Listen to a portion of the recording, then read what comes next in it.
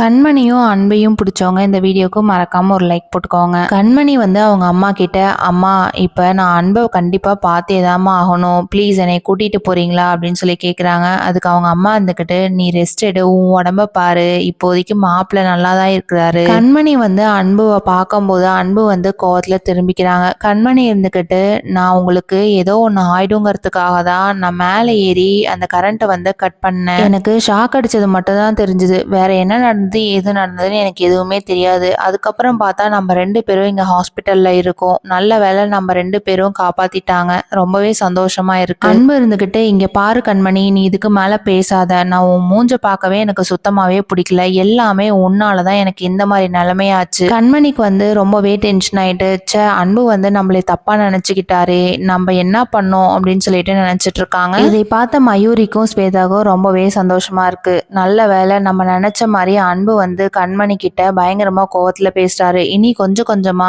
கண்மணியை வெறுத்துருவாரு. பார்க்கலாம் என்ன நடக்குதுன்ட்டு அப்படின்ட்டு 2 பேருமே பேசிட்டு இருக்காங்க. இந்த டைம்ல டாக்டர் வந்துட்டு 2 பேருமே நல்லா தான் இருக்காங்க, எந்த ஒரு பிரச்சனையும் இல்லை, வீட்டுல கொஞ்ச நாள் ரெஸ்ட் எடுத்தா போதும் அப்படின்னு சொன்னதுக்கு அப்புறம் 2 பேர்த்தையுமே டிஸ்சார்ஜ் பண்ணிடுறாங்க. வீட்டுக்கு போனது ராஜேஸ்வரி வந்து கண்மணியை கூப்பிட்டு பயங்கரமா திட்டுறாங்க. கண்மணி என்ன முடிவு பண்ண போறாங்கிறத வெயிட் பண்ணி பார்க்கலாம். தேங்க்யூ.